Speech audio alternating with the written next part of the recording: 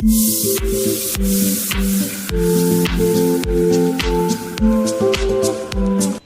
Friends, இன்னைக்கு என்ன செய்ய போறோம்னா இன்னைக்கு கல்கல்ஸ் தான் செய்ய போறோம். இதுக்கு என்னென்ன பொருள் தேவைன்னா பாத்துக்கோங்க. மைதா 2 கிலோ எடுத்திருக்கேன் நான். வந்துட்டு அப்புறம் பட்டர் எடுத்திருக்கேன். பட்டர் வந்து ஒரு கப் அளவுக்கு பட்டர் எடுத்துக்கணும் நம்ம. அப்புறம் கொஞ்சம் உப்புத்தூள், கொஞ்சம் பேக்கிங் சோடா, அப்புறம் ஏலக்காய் தூள், முட்டை 3 எடுத்திருக்கேன். முட்டை ரொம்ப போட்டா முட்டை கவுச்சு அடிச்சிரும். அதனால நம்ம வந்து ஒரு ரெண்டு முட்டை இல்ல 3 முட்டை, 2 கிலோக்கு ஒரு கிலோக்கு ஒரு முட்டை தான். நான் வந்து 3 முட்டை எடுத்திருக்கேன் 2 கிலோக்கு. சர்க்கரை வந்து 1/2 கிலோ எடுத்திருக்கேன். இது அப்ப ஃபர்ஸ்ட் நல்லா வந்து பிசைஞ்சிட்டு அதுக்கப்புறம் ஒரு ப்ராசஸா எப்படி செய்யுதுன்னு நான் காட்டுறேன். பாருங்க, ஒரு பெரிய பாத்திரமா எடுத்துக்கோங்க. இப்ப நான் 2 கிலோ போட்டு பிசையறதுக்கு கொஞ்சம் பாத்திரம் நல்லா பெருசா இருந்தா ஈஸியா இருக்கும் தான் நான் பெருசா எடுத்திருக்கேன். ஏன் இவ்வளவு பெருசா எடுத்திருக்கேன்னு நினைச்சுக்காதீங்க.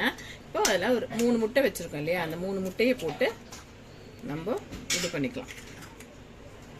வந்து அடிச்சுக்கணும் நல்லா.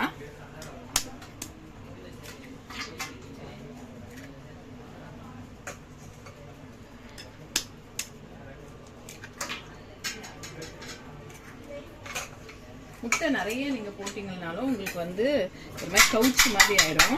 சும்மா அடிச்சுக்கலாம். முட்டையை கொஞ்சம் ரொம்ப ஜாஸ்தியா அடிக்க தேவையில்ல. சும்மா ஒரு விஸ்க் வச்சு கொஞ்சம் அந்த ஃபுல்லா கொஞ்சம் ஒரு 5 மினிட்ஸ் நல்லா அடிச்சு விட்டுக்கோங்க. அப்பதான் நல்லா வந்து சாஃப்டா கிடைக்கும் நம்மளுக்கு. பாருங்க, முட்டை அடிச்சாச்சு. இப்போ வந்துட்டு நம்ம சர்க்கரை இப்போ வந்து ஒரு கிலோ மைதாக்கு 1/4 கிலோ சர்க்கரை, 2 கிலோ மைதாக்கு 1/2 கிலோ சர்க்கரை. நான் இன்னும் ஐசிங் வேற மேல ஊத்துவேன் அதுக்கப்புறம் வந்து கல்கல்ஸ் மேல. அதனால இப்போ 1/2 கிலோ சர்க்கரை போட்டுக்கலாம் இதுல. அதுக்கப்புறம் வந்துட்டு இது சால்ட். நான் எப்பவுமே சொல்றதுதான், என்ன ஸ்வீட் செஞ்சாலும் ஒரு பிஞ்ச் சால்ட் போடுங்க அதுல, அப்பதான் டேஸ்ட் நல்லா இருக்கும். அப்போ சால்ட் வந்து நல்லா நான் 1 ஸ்பூன் அளவுக்கு போட்டுக்கிறேன். சால்ட்டு நல்லா 1 ஸ்பூன் அளவுக்கு போட்டுக்கலாம் சால்ட். ஏன்னா மைதா போட்டு பிசையும் போது சர்க்கரை எவ்வளவுதான் இருந்தாலும் அந்த உப்பு இருந்தாதான் நல்லா இருக்கும். அதுக்கப்புறம் வந்துட்டு இது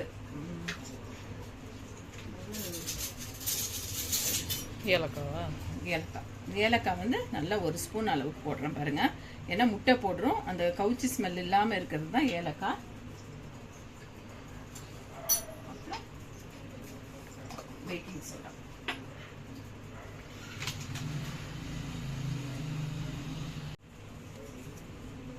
ஒரு ஸ்பூன் அளவுக்கு பேக்கிங் சோடா போட்டுக்கோம். நம்ம இதெல்லாம் போட்டு ஒரு மிக்ஸ் கொடுத்துருங்க. இதுக்கப்புறம் தண்ணி வந்து ஊற்றிக்கலாம். எவ்வளோ தண்ணி தேவையோ அந்த தண்ணி ஊற்றி பிசைஞ்சிக்கணும். இப்போ நம்ம இந்த முட்டை, ஏலக்காய், உப்பு, அப்புறம் சர்க்கரை,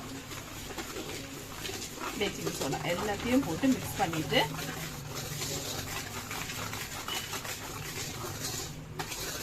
நெக்ஸ்ட் வந்து இப்போ ஏலக்காய் ஸ்மெல் தான் அதிகமாக தெரியுது.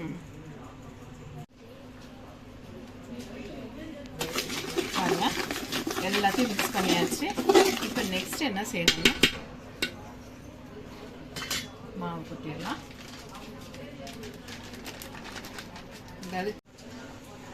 மாவு கொட்டியாச்சு. இப்போ வந்து இதெல்லாம் இப்போ நல்லா மிக்ஸ் பண்ணி விட்டுக்கலாம். ஃபர்ஸ்ட் மாவை வந்து நல்லா மிக்ஸ் பண்ணி விடுங்க. இது மிக்ஸ் பண்றதுக்கு முன்னாடி நம்ம வந்து 1 கப் அளவு பட்டர், 1 கப் அளவு பட்டர் வச்சிருக்கேன். அந்த பட்டரையும் ஃபுல்லா ஊத்திடலாம். நம்ம பட்டர் போட தான் நல்லா அந்த சாஃப்டா இருக்கும். இப்போ இது எல்லாத்தையும் சேர்த்து ஃபர்ஸ்ட் ஒரு மிக்ஸ் கொடுத்துட்டு அதுக்கப்புறம் தான் நம்ம தண்ணி ஊற்றி கொஞ்சம் வெதன்னு தண்ணி ஊற்றி பிசையணும். இதுக்கு முன்னாடி வந்து தண்ணியை ஊற்றிட்டீங்கன்னா வந்து மாதிரி இருக்கும். அதனால ஃபர்ஸ்ட் இதெல்லாம் கொடுத்து நல்லா மிக்ஸ் பண்ணிட்டு இதுக்கப்புறம் வந்து தண்ணி ஊற்றி பிசைஞ்சுக்கலாம். ஃபர்ஸ்ட் மிக்ஸ் பண்ணிக்கலாம். பாருங்க, இப்போ நல்லா எல்லாத்தையும் போட்டு மிக்ஸ் பண்ணியாச்சு. இப்போ நம்ம என்ன செய்யணும்னா இப்போ வந்து சுடுதண்ணி, ஒரு லூக் வார்ம்ல தண்ணி இருந்தால் போதும்.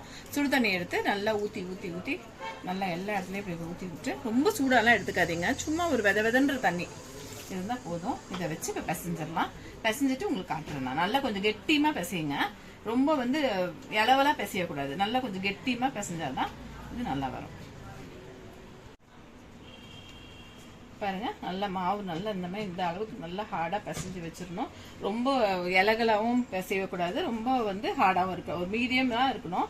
இப்போ என்ன செய்யலாம்னு பாருங்க. இப்போ வந்து ஒரு ஃபோக் எடுத்துக்கோங்க. ஃபோக்கில் வச்சு தான் இது பண்ணணும். வந்துட்டு ஃபோக் எடுத்துட்டு மாவு வந்து இந்த அளவுக்கு எடுத்துக்கணும். ரொம்ப பெருசாலாம் எடுத்துட்டீங்களா அப்படியே பொத்தன்னு ஆயிரும். இது இப்போ வந்து நம்ம இதில் போடும்போது நல்லா ஊறி வரும்போது கொஞ்சம் நல்லா பெருசாக வரும். இப்படி ஃபோக்கை வந்து இப்படி திருப்பி வச்சுட்டு இது மேலே வந்து இப்படி அழுத்தி விடணும். இப்போ வச்சு இப்படி அழுத்தி விட்டிங்கன்னா இந்த ஃபோக்கோட இம்ப்ரெஷன் அதில் அப்படியே வந்துடும். தெரியுதுங்களா உங்களுக்கு? அழுத்தி விட்டு இதை அப்படியே ஃபுல்லாக அப்படி ரோல் பண்ணணும். ரோல் பண்ணும்போது உங்களுக்கு தெரியும் லைன் லைனாக வருதா, அந்த கிட்ட ஃபோக்கஸ் பண்ண லைன் லைனாக வரும் உங்களுக்கு. இந்த லைன் லைனாக வரும்போது இதை எடுத்து ஒரு அப்படி கொத்திட்டு அதில் வச்சிட வேண்டியது தான். திருப்பி இன்னொன்று பண்ணி காட்டுறேன் பாருங்க. நான் இந்த அளவுக்கு மாவு எடுத்துக்காங்க, ரொம்ப பெருசாக எடுத்துக்காதீங்க. ஃபோக்கை திருப்பி வச்சுக்கோங்க. இப்போ இது மேலே வச்சு இப்படி இப்படி ஸ்ப்ரெட் பண்ணி விடணும். அந்த மாவை ஸ்ப்ரெட் பண்ணி விட்டுட்டு இப்போ இதை வந்து இப்படி திருப்பணும். திருப்பினாலே இது அப்படியே அழகாக ரவுண்டாக அப்படி வரும். இந்த ஃபோக்கை வச்சு இந்த லாஸ்ட்டை இப்படி குத்தி விட்டுருங்க, இல்லைன்னா இது அப்படியே பிரிஞ்சிடும். குத்தி விட்டுட்டு தெரியுதா உங்களுக்கு?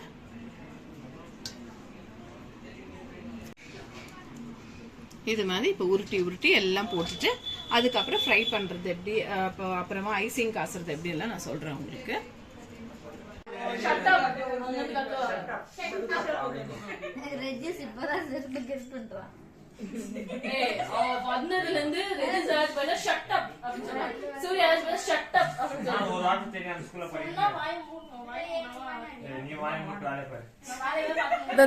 நிமிந்து உட்காரு, முன்னாடி வா முன்னாடி வா. காட்வன் நிமிரு, காட்வன். சரியா? திரும்ப பிரித்திகா திரும்ப செல்ல. ஒரு ஹாய் சொல்லுங்க, எல்லாரும் ஒரு ஹாய்ன்னு சொல்லுங்க.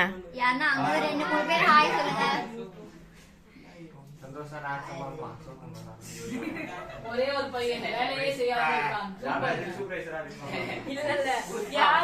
எல்லாரும் எவ்வளவு ஹார்ட் ஒர்க் பண்றாங்க. இது மட்டும் தண்டத்துக்கு யார் கம்புக்கும் போறது இல்ல, யார் கம்புக்கும் போறது. ஹாய் சொல்லுங்க ரம்யா, ஹாய் சொல்லு.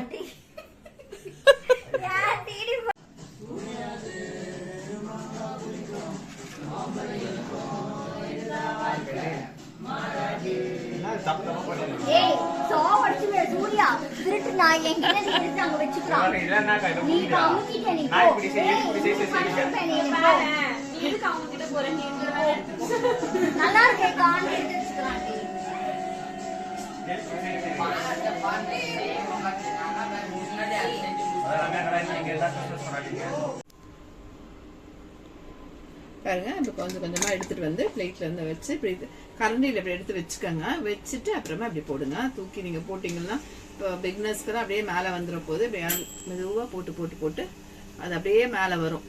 மேலே அப்படியே அழகாக வரும். அப்படியே மெதுவாக வறுத்து எடுத்துக்கலாம். புரியுதுங்களா?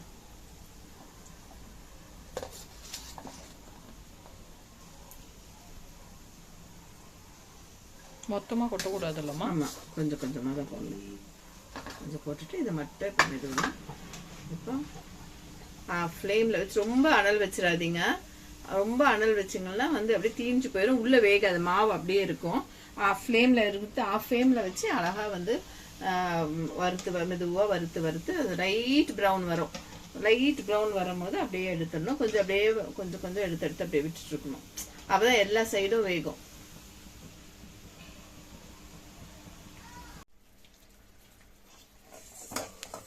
பாருங்க, இப்போ நல்லா இந்த அளவு கொஞ்சம் ரொம்ப பாகெல்லாம் காசு தேவையில்ல. கொஞ்சம் வந்து சிரப் காசிட்டு இதில் வந்து நம்ம ஏலக்காய் தூள் போட்டுட்டு அவ்வளோதான். 2 இது கலர் கிளறிட்டு கொண்டு போய் இதில் ஊற்றிட வேண்டியதுதான். பாருங்க, அவ்வளோதான். அந்த ஆயிடுச்சு. ஆஃப் பண்ணிடலாம். ஆஃப் பண்ணிவிட்டு பார்த்தோமா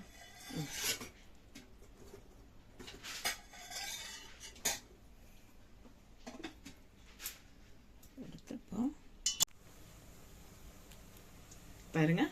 இப்போ இந்த மாதிரி லைட் ப்ரௌன் வரும்போது லைட்டாக இருக்கணும். அப்போ எடுத்துடணும், வடிகட்டி எடுத்துடலாம். பாருங்க, நான் எல்லாத்தையும் வறுத்து போட்டுட்டேன். இப்போ 2 கிலோ தான் நம்ம போட்டோம். எவ்வளோ வந்திருக்கு பார்த்தீங்களா? இதோ இங்கேயும் இருக்குது, இன்னும் கொஞ்சம் இருக்குது. அதை வறுத்து போட்டுட்டா கல்கல்ஸ் ரெடி ஆயிடுச்சு. இது இப்படியே கூட சிலர் சாப்பிடுவாங்க. நான் என்ன செய்வேன் தெரியுமா, உங்களுக்கு கொஞ்சம் ஐசிங் ஊற்றுப்பேன் மேலே. ஐசிங்னா அந்த சுகரில் ஐசிங், அதாவது சர்க்கரை பாகு மாதிரி காசி, அப்போ கம்பி பாகெல்லாம் இல்லை, இது வந்து கொஞ்சம் நல்லா சும்மா நார்மலாக ஒரு சர்க்கரை இது கடைக்கு மேலே ஊற்றிடுவேன். அது என்னன்னா அது மேலே ஒரு மாதிரி ஒரு ஒயிட் கோட்டிங் மாதிரி வந்துடும், ஐசிங் மாதிரி வந்துடும், ரொம்ப நல்லா இருக்கும். அது மாதிரி பண்ணலாம். வந்து இந்த மாதிரிலாம் சின்ன சின்ன விஷயத்த நம்ம வீட்லயே பண்ணும்போது ரொம்ப சந்தோஷமா இருக்கும். ஒரு கிறிஸ்மஸ் சமயம், தீபாவளி சமயம், எல்லா பண்டிகை சமயமும் நம்ம இந்த மாதிரி பலகாரம்லாம் வீட்டில் செஞ்சு சாப்பிடும் போது அது ஒரு தனி ஃபீல். இப்போ பாருங்க, பசங்கெல்லாம் அழகா வந்து உட்காந்து நல்லா பேசிக்கிட்டு இதெல்லாம் உருட்டி போட்டு அதெல்லாம் ஒரு ரொம்ப அழகான இது. கடையில் வாங்கி டக்குன்னு கொடுக்கறத விட இந்த மாதிரி செஞ்சு பாருங்க. பசங்களுக்கும் சொல்லி கொடுங்க, இந்த மாதிரி எல்லாம் செய்யணும், இந்த மாதிரி எல்லாம் பண்ணணும்னு. ஏன்னா இப்போ இருக்க ஜென்ரேஷன்ஸ் எல்லாம் வந்துட்டு வேலை இல்லாமல் இருந்தால் நல்லா இருக்கும்னு நினச்சிக்கிறாங்க. ஆனால் இந்த மாதிரி வேலை எல்லாம் செஞ்சாதான் ஒரு ஃபீஸ்ட் ஃபீலே நம்மளுக்கு வரும். இப்போ இதை வறுத்துக்கலாம். இதை வறுத்துட்டு இப்போ நெக்ஸ்ட் வந்து உங்களுக்கு வந்து ஐசிங் எப்படி செய்யுதுன்னு காட்டுறேன். நான் இதை முடிச்சிட்டு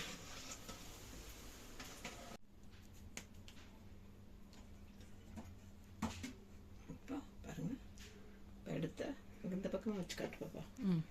இது அப்படி ஃபுல்லாக ஊற்றிட வேண்டியது தான். இதில் ஊற்றி அப்படி அப்பப்போ கொஞ்சம் கொஞ்சம் கொஞ்சம் கொஞ்சம் குலுக்கி விட வேண்டியது. குலுக்கி விட்டுட்டா அது அப்படியே எல்லாத்து மேலேயும் அப்படியே அந்த மலை துளி மாதிரி சுகர் சிரப் வந்து அப்படியே மலை துளி மாதிரி அப்படியே ஒயிட்டாயிரும். காலையில் காலையில் இல்லைன்னா ஒரு 1 hourலேயே அது அப்படியே குலுக்கி குலுக்கி விட்டோமா வச்சு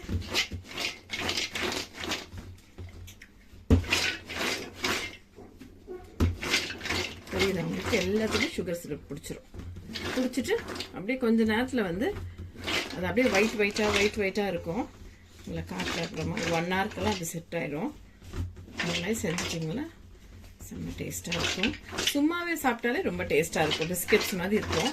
நம்ம இன்னும் இந்த மாதிரிலாம் கொஞ்சம் கார்னிஷிங் பண்ணிட்டு சாப்பிட்டா நல்லா இருக்கும். அவ்வளோதான். கொஞ்ச நேரத்தில் இப்போ ஒயிட் ஆயிரும் மேலே ஐசிங்.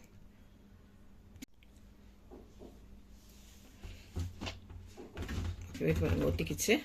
சேனலை பாருங்கள், சப்ஸ்கிரைப் பண்ணுங்கள், ஷேர் பண்ணுங்கள். உங்கள் வீட்லேயும் இந்த மாதிரி பண்டிகை ஆனால் நிறைய செஞ்சு பழகுங்க.